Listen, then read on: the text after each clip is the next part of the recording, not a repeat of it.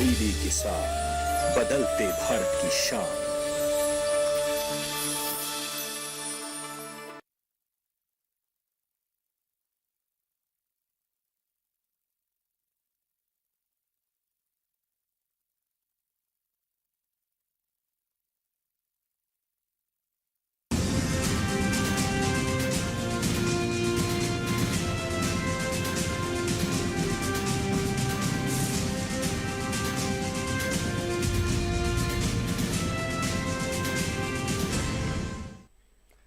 नमस्कार, किसान समाचार में आप सभी का स्वागत है। मैं हूं संतोष चौधरी। तो चलिए सबसे पहले शुरुआत करते हैं मुख्य समाचारों के साथ। केंद्रीय कृषि मंत्री पुरुषोत्तम रुपाला ने राज्यसभा में दिए जवाब में कहा कि गाय के गोबर और मूत्र से बने उत्पादों को दिया जाएगा बढ़ावा। साथ ही कहा कि किसानों के सामने नहीं है यूरिया की समस्या।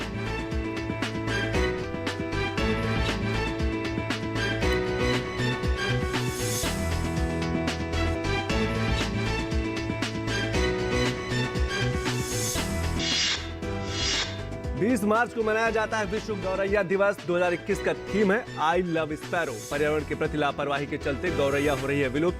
पारिस्थितिकी तंत्र में गौरैया का है महत्वपूर्ण योगदान। गौरैया को बचाना हम सब की जिम्मेदारी।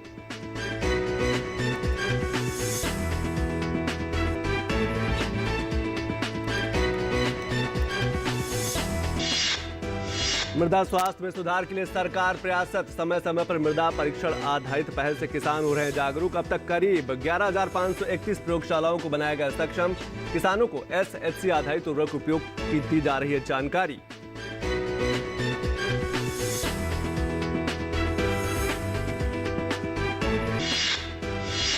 महिला किसानों को सशक्त करने की सरकार की कोशिश। कृषि सहकारिता और कृषि किसान कल्याण मंत्रालय की पहल। केंद्र की तमाम योजनाओं के तहत महिला किसानों को मजबूत बनाना मकसद। ग्रामीण महिलाओं की स्थायी आजीविका का भी सृजन करना है लक्ष्य।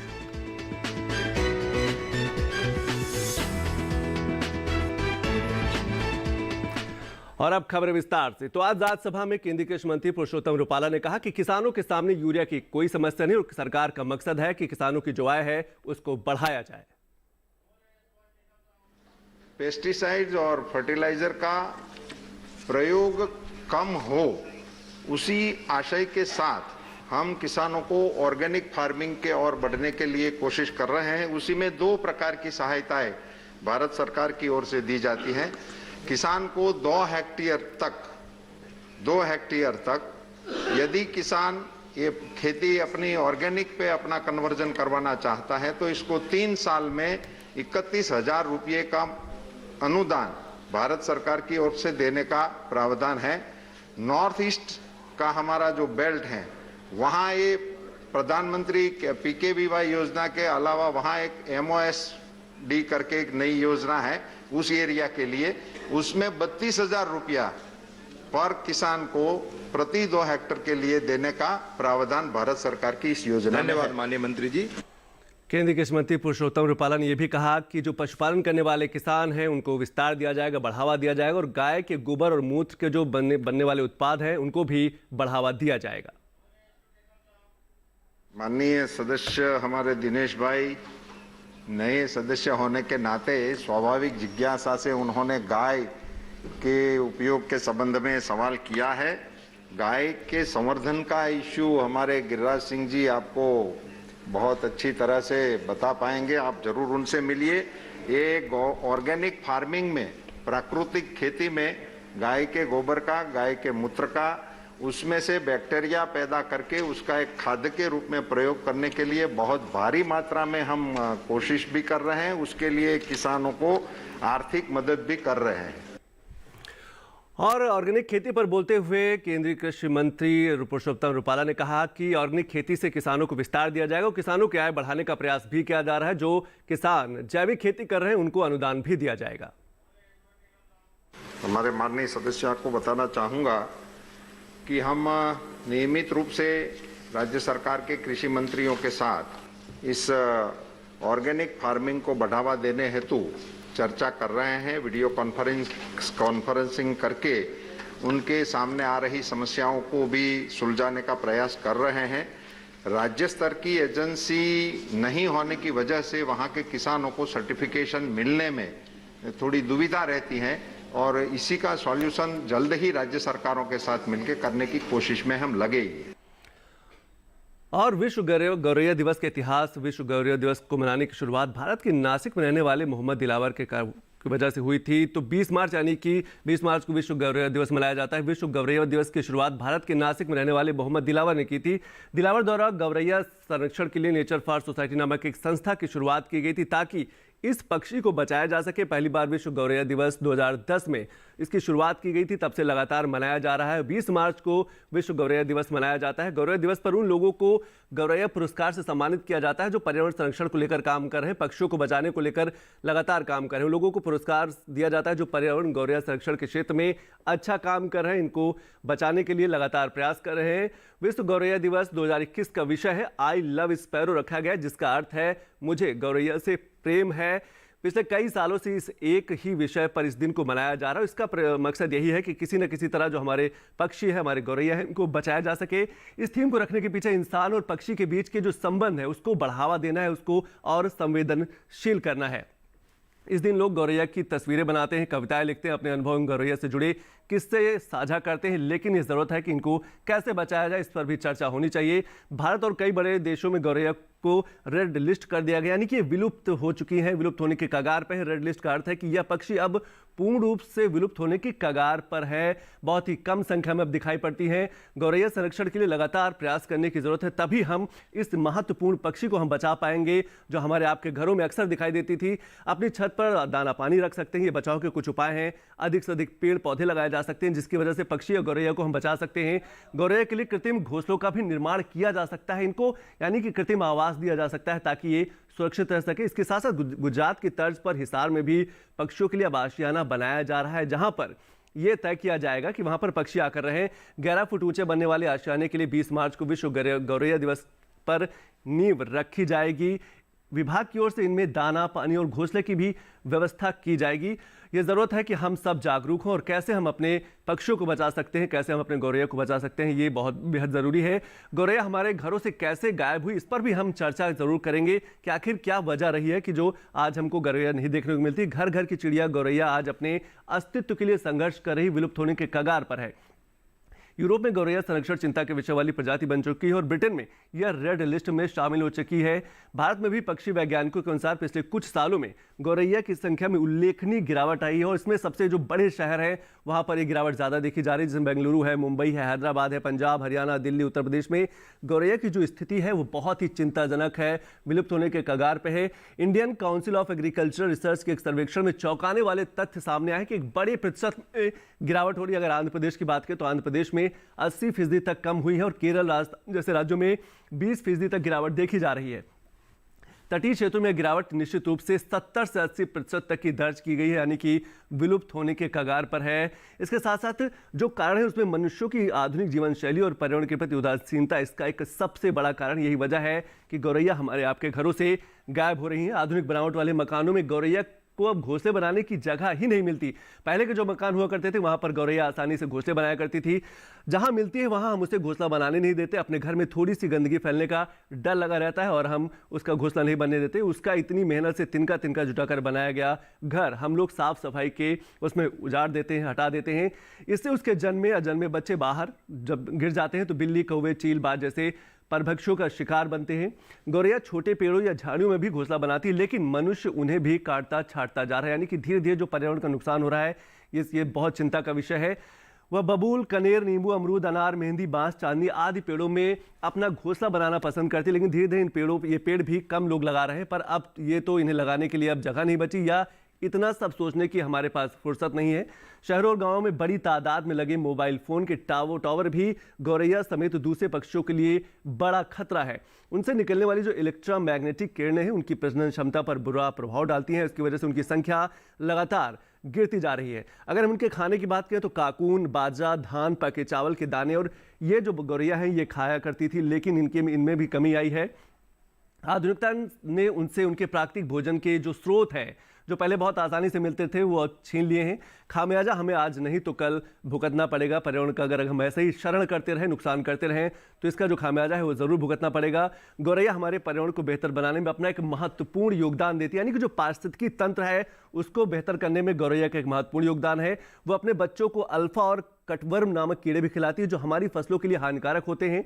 प्रकृति की सभी रचनाएं कहीं न कहीं प्रत्यक्ष अप्रत्यक्ष रूप से एक दूसरे पर निर्भर हैं, हम भी उनमें शामिल हैं। तो हमारा आपका मकसद ये होना चाहिए कि आसपास आने वाले जो पक्षी हैं, हमारे आसपास के जो पक्षी हैं या फिर जो गौरैया हैं, उनको बचाया जा सके।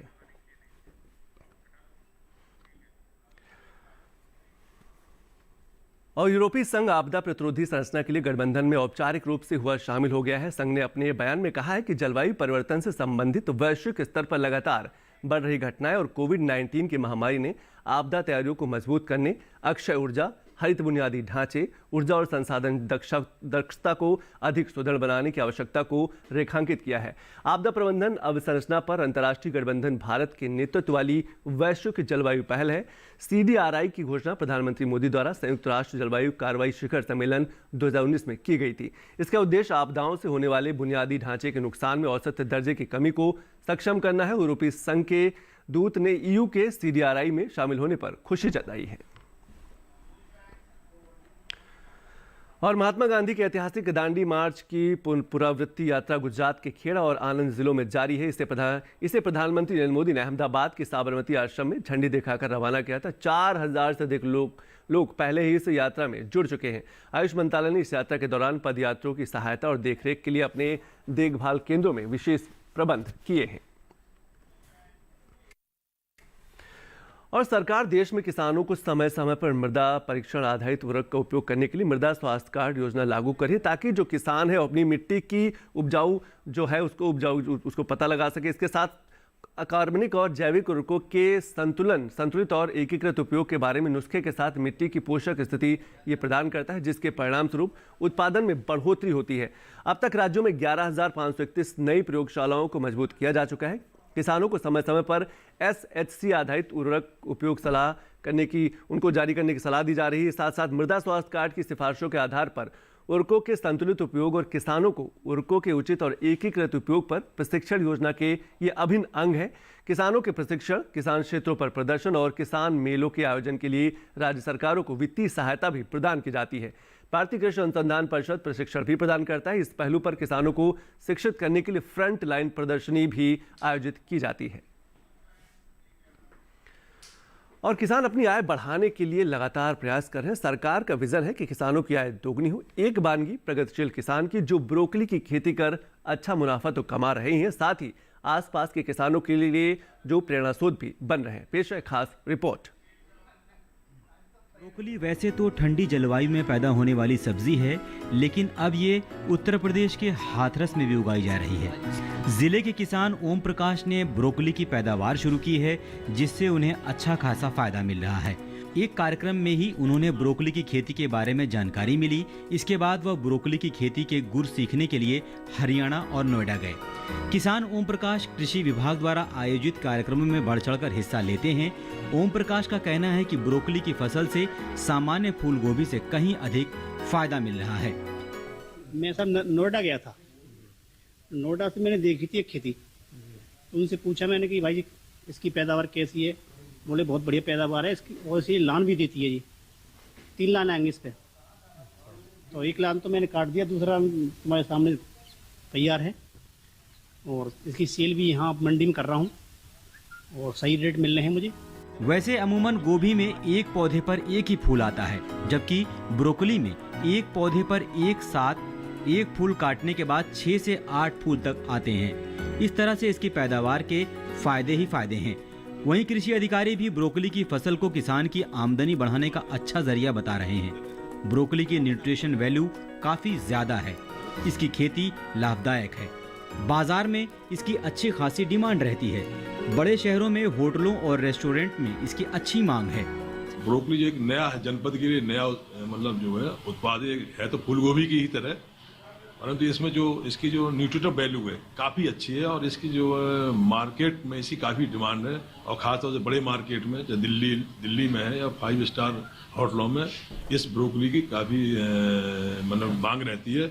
और इसके जो सबसे इसमें जो विशेषता है, इसकी जो न्यूट्रिटिव वैल्यू बहुत अच्छी है और खासतौर विदेशी लोग इसे काफ़ी पसंद भी करते हैं और ये निश्चित उनका जो प्रयोग है बहुत ही अच्छा प्रयोग है और इससे जो है आमदनी बढ़ाने में, किसान की आमदनी बढ़ाने में काफ़ी मदद मिलेगी, जो सामान्य गोभी से काफ़ी महंगा बिकता है और उनका ये प्रयोग निश्चित सफल होगा।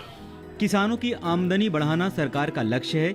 इस तरह की खेती से किसान अपनी उपज का सही मूल्य हासिल कर सकते हैं।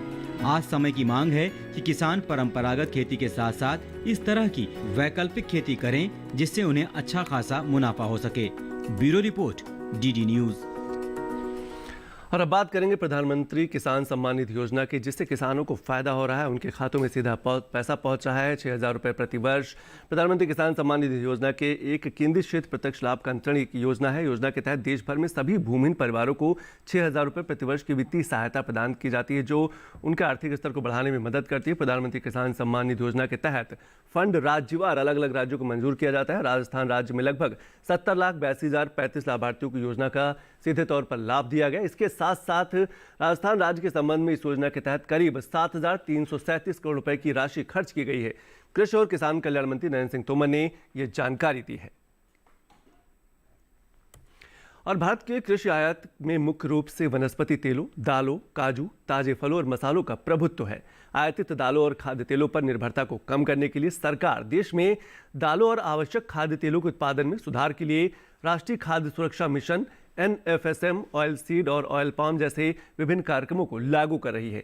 इसके अलावा राष्ट्रीय कृषि विकास योजना के तहत दालों के उत्पादन में सुधार के लिए राज्यों को धन उपलब्ध कराया जा रहा है। हल्दी के उच्च आयात को संबोधित करने के लिए उपयुक्त क्षेत्रों में समूहों में उच्च करक्यूमिन सामग्री के साथ किस्मों की खेती को व्यवस्थित करने के लिए कदम भी उठाए जा रहे हैं।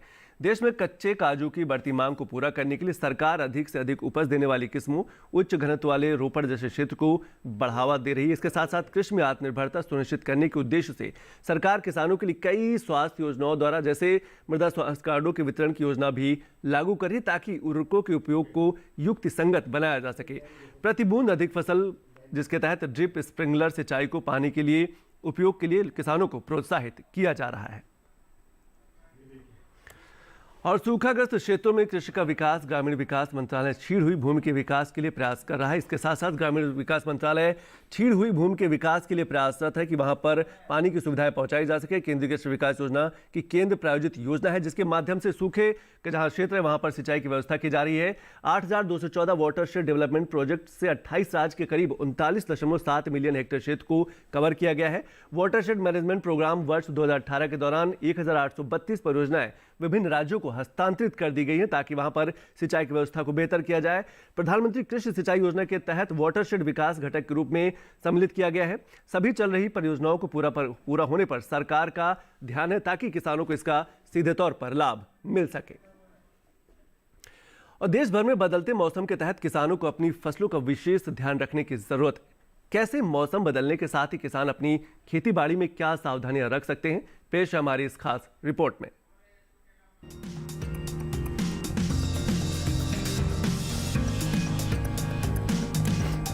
पंजाब में बारिश के आसार बनते नजर आ रहे हैं। ऐसे में यहाँ के किसानों के लिए विशेषज्ञों की सलाह है कि वे इस समय फसलों में सिंचाई ना करें, साथ ही किसी प्रकार के छिड़काव से भी बचें। पंजाब के किसान इस समय मेड़ों पर मिर्च और शिमला मिर्च लगा सकते हैं।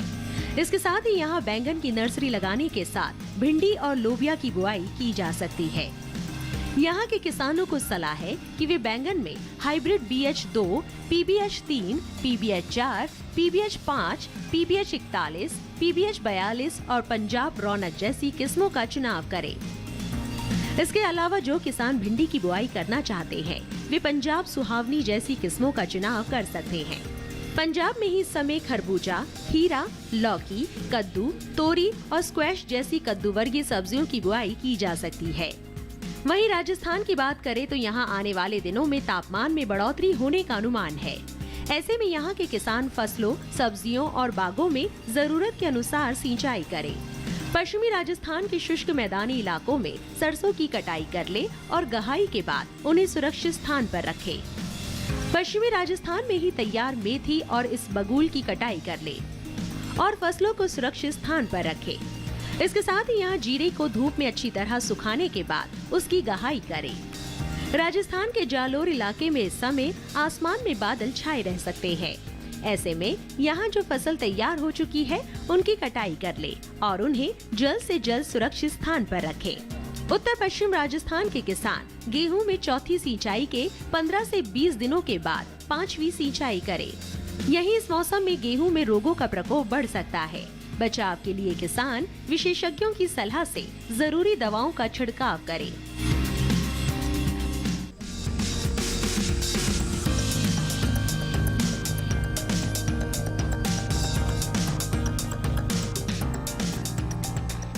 ये समय करेले की बुआई के लिए काफी बेहतर है। करेले की बुआई फरवरी, मार्च और जून जुलाई में की जाती है।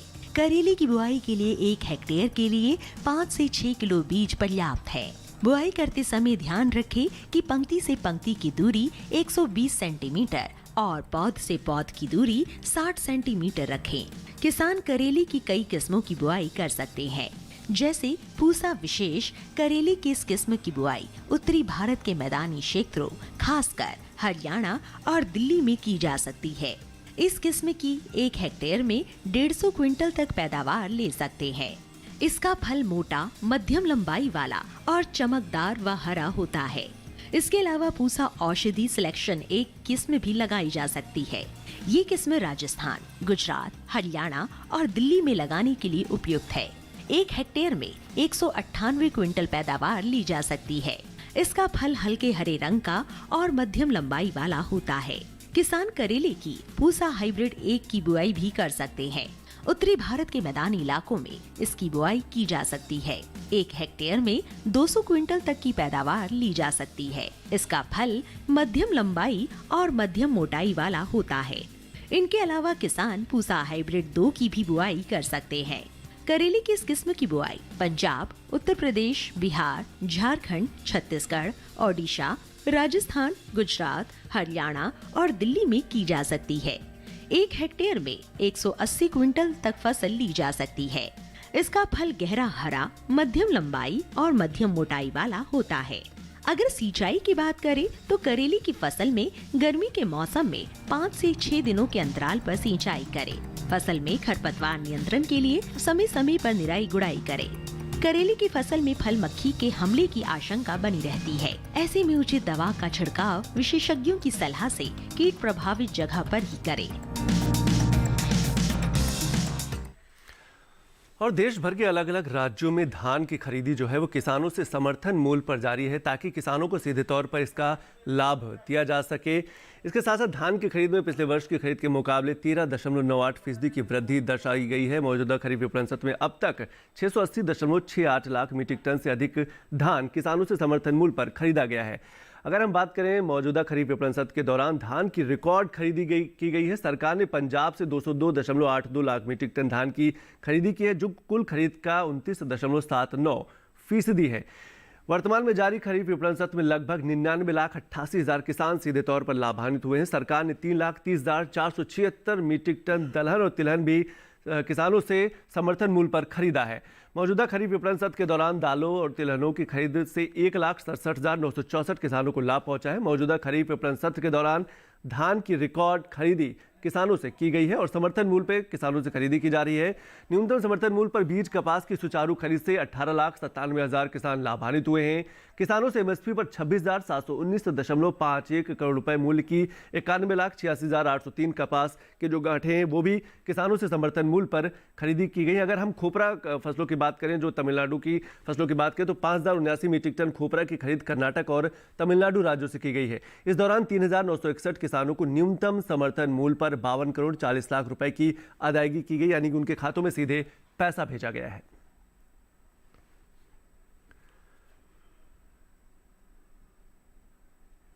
और सरकार किसानों से एमएसपी पर खरीद कर रही है। देश भर की मंडियों में कैसा है हाल, पेश है इस खास रिपोर्ट में।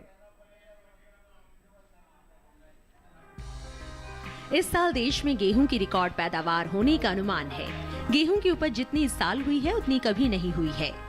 इससे गेहूं की सप्लाई में भी इजाफा होगा और इसका असर कृषि उपज मंडियों में गेहूं के भाव पर भी पड़ सकता है। गेहूं की पैदावार पर नजर डालें तो फसल वर्ष 2020-21 के लिए कृषि मंत्रालय की ओर से जारी दूसरे अग्रिम अनुमान के अनुसार इस साल देश में गेहूं की पैदावार 10 करोड़ 92 लाख होने का अनुमान है।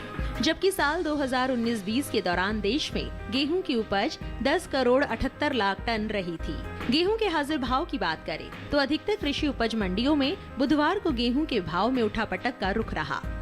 बात इसकी आवक की करें तो ज्यादातर कृषि उपज मंडियों में गेहूं की आवक सामान्य रही। एग्मार्क नेट के अनुसार मंडियों में गेहूं के भाव इस तरह रहे। गुजरात की धोराजी मंडी में 16 मार्च को गेहूं का भाव रहा 1660 रुपए। 17 मार्च को इसका भाव 20 रुपए बढ़कर 1680 रुपए हो गया।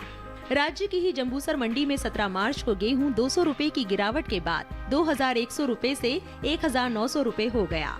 मध्य प्रदेश की बात करें तो यहाँ की खातेगांव मंडी में 16 मार्च को गेहूं के सौदे 1890 रुपए पर हुए।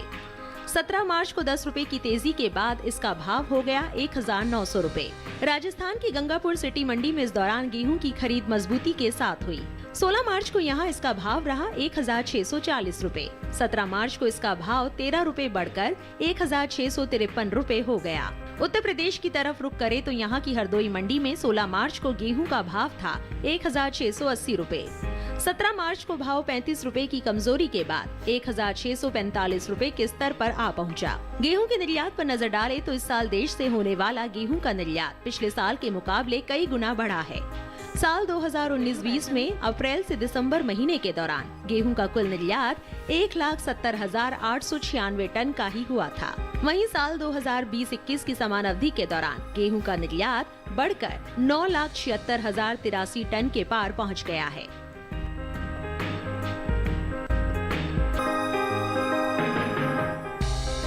मंडियों में इन दिनों मसूर के भाव में मिला जुला रुख है। ज्यादातर कृषि उपज मंडियों में मसूर के सौदे घटत बढ़त के साथ हुए। मसूर की पैदावार की बात करें तो इस साल रबी मसूर की पैदावार बीते साल के मुकाबले ज्यादा हो सकती है। फसल वर्ष 2020-21 के लिए कृषि मंत्रालय की ओर से जारी दूसरे अग्रिम अनुमान के अनुसार इस साल देश में रबी मसूर की पैदावार 13 लाख टन से ज्यादा होने का अनुमान है, जबकि साल 2019-20 के दौरान देश में मसूर की उपज 11 लाख टन रही थी। फिलहाल मंडियों में बुधवार तो किसान समाचार में आज बस इतना ही। नमस्कार।